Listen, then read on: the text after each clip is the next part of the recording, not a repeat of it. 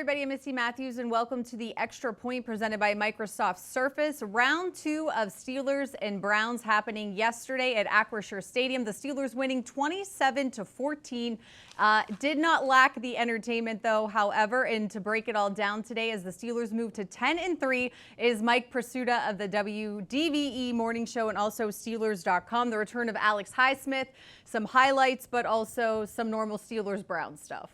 Yeah, and the most normal Steelers-Browns stuff, at least from the Steelers' perspective, Missy, is that the Steelers beat the Browns at home again. That's 21 consecutive times. If you're counting. In the regular season, if you're keeping track. Right. And they also have not been swept by the Browns since 1988. That is the longest such running streak in NFL history. So a lot of things changed, but a lot of things remained the same. All right, let's get right into the highlights. We'll start with the Steelers having a 3-0 lead. No surprise, Chris Boswell making his first field goal of the day. It won't be the last, however, though. With the Browns in town, as we said, Alex Highsmith was back. A lot of different things. Here we go, where Jameis Winston has the ball, and we know what kind of performance he was coming off from that Monday night game in Denver. Yeah, he's been good since he became Cleveland's starter, and he was fantastic. Franchise record in Denver. Here he gets outside the pocket. That's a problem if he does it. That's a problem if Joe Burrow does it. Lamar Jackson, Jalen Hurts. It's a problem if a lot of guys do it, and he did it really well here, finding Jerry Jeudy, who has been one of the most productive receivers in the league since Winston took over, and those guys hook up to find the end zone. Yeah, we saw a lot of Jerry Jeudy on that fateful snowy night on Thursday in Cleveland as well. So the Browns taking a 7-3 lead, moving over to the second quarter. And here is one you probably did not have on your bingo card. That's Keanu Benton getting the interception, returning it also, Mike, for 11 yards. Yeah, phenomenal play. Winston said afterward he just didn't see Benton. And here you see him realize Beanie Bishop is blitzing, and he does a nice move to get around that. And he thinks he's throwing it to Nick Chubb, and Big Bucky Badger steps in. Benton said afterward he's got a resume for the ball or a history of tracking the ball. I don't know about that, but he did a really good job there. I would agree on getting his mitts up, but not so much. I think he said it wasn't since high school that he had an interception. But either way, we will take it because the Steelers offense, without George Pickens in this game, having a hard time getting things going in the first half. But luckily, thanks to Benton's interception where they got the ball, things changed their luck. Yeah, taking a shot there at one-on-one coverage and getting a flag, and then Najee Harris gets into the end zone.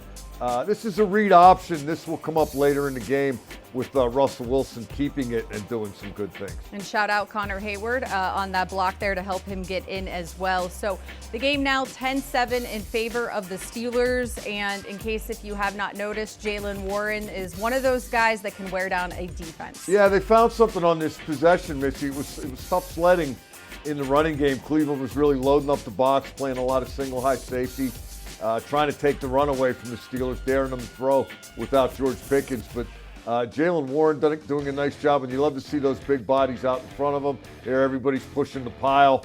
You know the running game is starting to click when you see that kind of stuff taking place. And so are emotions, as is typical with Steelers and Browns. But I think, too, for the O-line to rebound from their performance on Thursday in Cleveland in that loss, it just felt like when they were getting the run game going here, that was good for them as well. Yeah, that's really well said. They weren't as good as they wanted to be in Ohio, and they were pretty good yesterday. Chris Boswell is always pretty good. and especially from 50-plus. Every time you start to take him for granted, just recall what happened to Cleveland in this game and what's been happening to Justin Tucker all year. There's Winston on the read option, 2 can play at that game.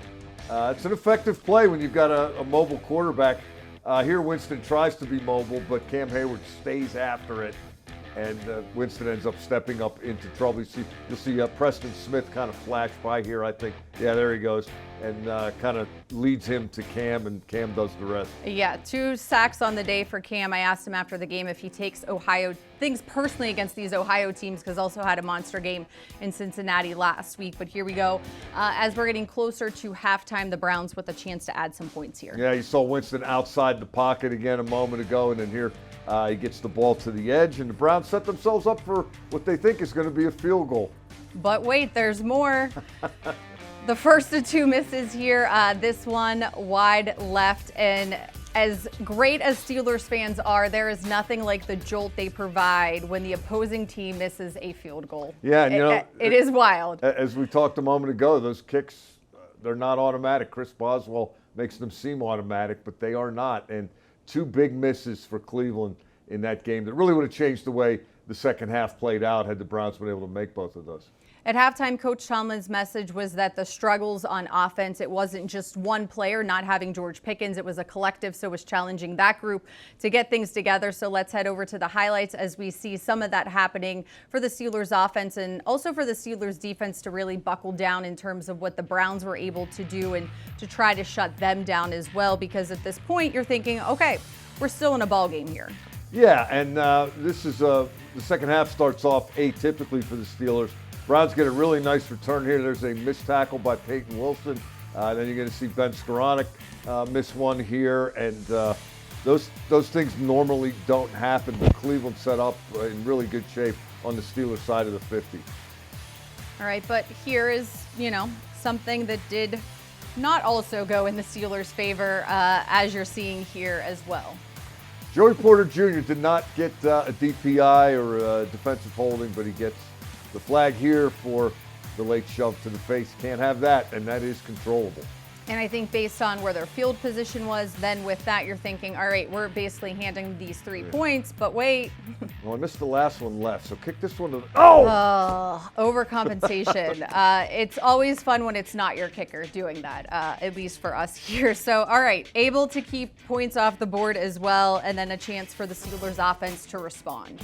Yeah, great blocking there on the backside by Jalen Warren and then Dan Moore Jr. on Myles Garrett. And that gave Russell Wilson the room to step around and find Pat Freiermuth. There you see Warren again. Boy, every time you see Denzel Ward, he's a great cornerback. Every time he has to tackle a running back. Not a good sign. That's a good thing for the Steelers and a bad thing for the Browns. There they get Warren in space again. And there you see the DBs chasing. Steelers took them a while to get started in this game, but here's a read option keep pass. I love this play. He probably could have hit Michael Pruitt had Russell Wilson chosen to go that route, and Pruitt probably would have got to the pylon, but they get the ball to Van Jefferson. There's the fake to Warren. Wilson's got a little space, and pick your target.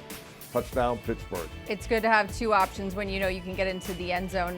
Van Jefferson's one and only catch. And again, this wide receiver group really stepping up with the absence of George Pickens, who a lot of guys had no idea wasn't going to suit up. Yeah, that was a fast developing situation. And again, it took them a little while to get started, but eventually they found a little bit of a rhythm. There's a pass to David Njoku, who's a really good tight end. I thought the Steelers did a great job on him for the vast majority of this game, including this stop short of the line to gain, because that sets up a 4th and 1, and that is a Landon Roberts time.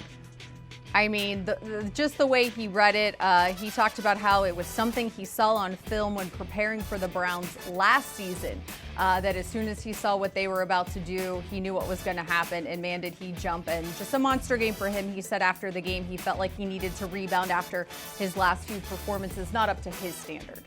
Well, pretty close. He makes a lot of plays on a lot of Sundays. Agree. There's a back shoulder to Mike Williams. That's one-on-one coverage against Martin Emerson, number 23. That's the guy they tried in Cleveland on the 3rd and 4 late. The Justin Fields pass to Pickens. He's number 23, not number 21. Number 21's Denzel Ward. When you have one-on-one coverage and it's not Denzel Ward, the Steelers have tried to attack it. And then there's Williams attacking with Freiermuth.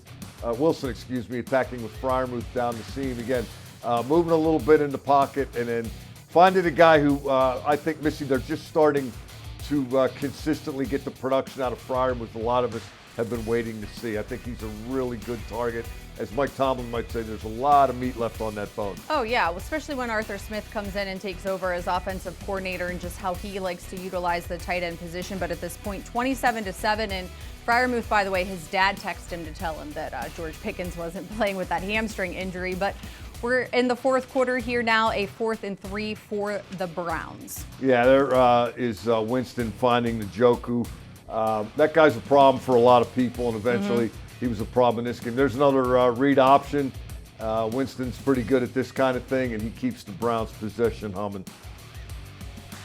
Yeah, no doubt. And, there was still a lot of time left, and it just felt like these were those chunk plays that the Steelers defense likes to eliminate that were all happening on the same drive. Yeah, a little bit similar to Cincinnati. Steelers had what looked like a nice, comfortable lead, and then the Not game so much. started to tighten up. This is just a really good play by Njoku. Good body control for a big guy. They kept him from making this kind of impact play for a long, long time before he was finally able to make one. Fortunately for the Steelers, the game wasn't put away at this point, but this didn't decide it either.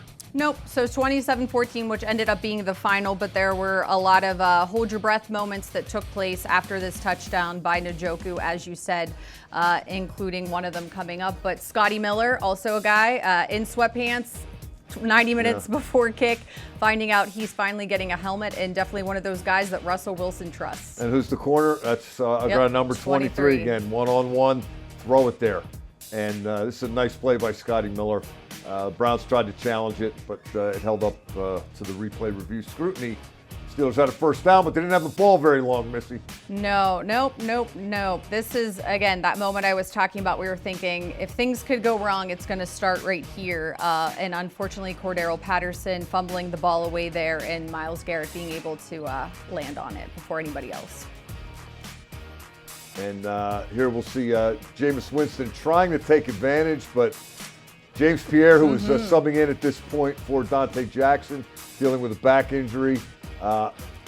If we get another look at this, watch how nice of a catch this is. And as you appreciate how nice of a catch that was, understand that that's why they threw to him on the fake punt against the Commanders. Right. He can catch the ball. Oh, absolutely. He did not catch it against the Commanders. He did but not. He has that capability, as we see here. And again, if you even go back to that play, if he would have caught it and it worked, it would be just a totally different story. But also a good bounce back, get right, I guess, is the team is like to say in round 2 with the Browns for Corliss Waitman, who unfortunately had his worst punt of the season in Cleveland. Great point. That was kind of the Steelers' narrative last week. It was not get back, it was get right. Yeah. They didn't want revenge. They just wanted to play better than they had played in Cleveland. And nobody turned it around better than Waitman. He was flipping the field all day. Yep. And hey, 50 and sunny on December in Pittsburgh, you'll take it. Not the Saying same it's as easier than a snow globe at night on the lake. Yeah, where Easier there's to punt wind then? swirling. I mean, absolutely, but he made the most of it. So the Steelers getting this victory, 27-14, as we said, moved to 10-3. And for the Steelers defense, still holding teams under 20 points. The Cowboys were the only team to score 20 points at home against them. And it really felt like, especially in the locker room after, Mike, that the team is starting to feel itself in terms of being comfortable with where they're at in the complementary ball that they're playing, and knowing that the road is still tough ahead. Yeah, nobody blinked with the relative curveball that was the Pickens situation. And I think getting Alex Highsmith back, on a handful of snaps they used Alex Highsmith, TJ Watt, and Nick Herbig on the field at the same time. They also had that 3 outside linebackers package with Preston Smith replacing one of those guys, and some really effective plays. Not a ton of them, but they sort of took that out for a test drive now that Highsmith was healthy. First game since the Chargers game in week 3 that they had 90, 56, and 51. Watt, Highsmith, and Herbig all on the field at the same time. And I think there's some possibilities there. They kind of got a glimpse of what it looks like without Pickens in the event that ever comes up again. So I'm sure they learned a lot about maybe do some more of this and less of that once they go through it with a fine-tooth comb. But the biggest thing, just getting that win, couple that with the Buffalo loss in Los Angeles, and all of a sudden there are 2 10-3 teams in the AFC behind Kansas City. We can look at the other teams and what they're doing, but for the Steelers, you have the Eagles, then the Ravens, then the Chiefs on a short week. There's not much time to look anywhere else than at the next team that's on your schedule. No, but we can certainly look at it. We can. If you're interested in more than the AFC North Division, if you're maybe interested in the 2 seed, if you're maybe interested in the 1 seed, there are paths to those things. There are. It was a good football Sunday for the Steelers in many ways. Mike, thanks so much for your time and joining us here on The Extra Point. Thanks to everybody for watching. We'll see you next Monday following the Eagles game.